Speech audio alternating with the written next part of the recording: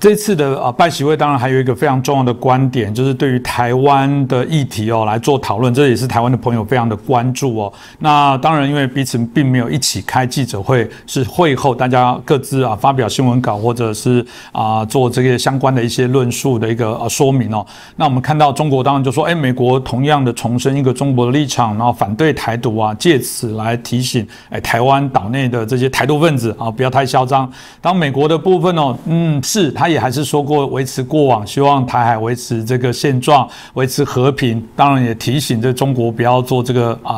挑动这些事端。后续的采访说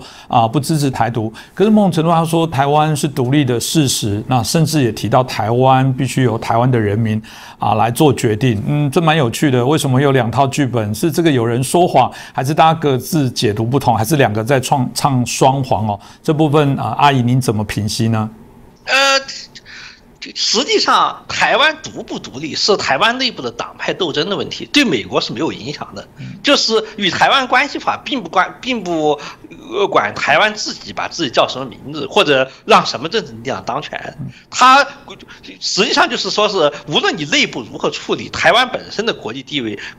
通过二战以后旧金山条约、台北条约和冷战结构形成的地位就是这个样子。这个结构只能够通过战争才能够退换。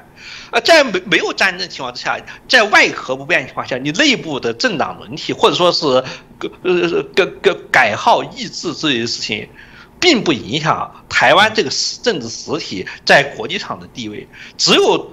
足以推翻二战结果的战争，才能够打乱原有条约体系。而美国任何政党和政治家也不处在可以修改这种地位的合理的位置上。这些其实都是早已确定的。只不过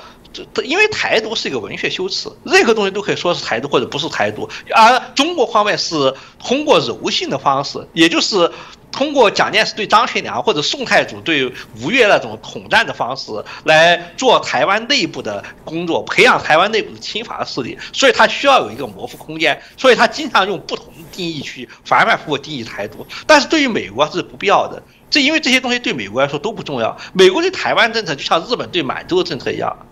或者像是英国对弗兰德政策一样。满洲是张作霖领导下的中华民国大元帅统治下的东三省也好，还是独立的满洲国也好，弗兰德是法兰西王国的弗兰德伯爵领地也好，是西班牙王国和奥地利帝国的弗兰德伯爵领地也好，还是一个独立比利时王国也好，这不影响英国对该地的关系。如果中华民国承认日本在该地的特权的话，那么它是中华民国的东三省也没问题。如果满洲帝国宣布独立，从中华民国独立出来，而仍然能够维持日本在当地条约权利的话，那么满洲帝国独立也是没问题的。无论是张作霖还是满洲帝国，反正他不会容忍任何人越过山海关就是了。英国对弗兰德政策和美国对台湾政策也是这个样子。你是中华民国在台湾的流亡政府，是中华民国带台湾，还是台湾共和国？这个不影响美国依靠二战结果和形成的相应的外交结构，把台湾无论是作为中华民国一省的台湾，还是中华民国在台湾的过渡状态，还是台湾共和国，都是美国二战战利品的一部分。对于中国来说，这个名分极其重要，但是对于美国来说，这是一点都不重要的。就像是对于英国来说，弗兰德是伯爵领地还是独立的比利时王国，对英国来说一点都不重要。他要的是守卫英吉利海峡和北海安全这个事实。但是对于神圣罗马帝国、西班牙和法兰西大陆国家来讲的话，因为他们只是名义上的宗主国，对于他们来说，比利时是不是一个独立国家，可能就是相当重要的。同样，对于蒋介石和袁世凯来说，满洲虽然事实上是站在日本人手里面，但是名义上有没有建立一个独立国家，还是相当重要的。双方的立场不同，强弱不同，弱势一方希望如果能够保存一个名分，将来也许有朝一日，政治形势改变的时候，我们不再是弱者的时候，也许我们还有收复的希望。例如大清国在大连和香港都留了一个尾巴，就是香港的九龙城寨，就是希望将来为收复香港和大连留下的尾巴。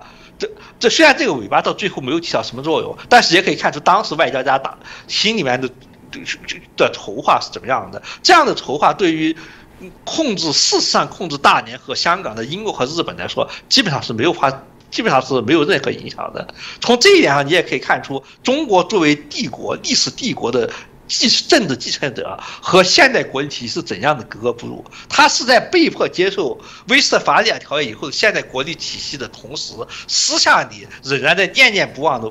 试图等待有朝一日条件允许的时候重新恢复帝国的荣光。所以这个矛盾是源远流长的，时间比中国共产党统治中国的时间还要长。因此，最终也只有通过战争来判断这复兴帝国荣光的道路到底走不走得通，否则的话，仅凭口舌和理论上论证是不足以促使大家放弃自己原有的路线的。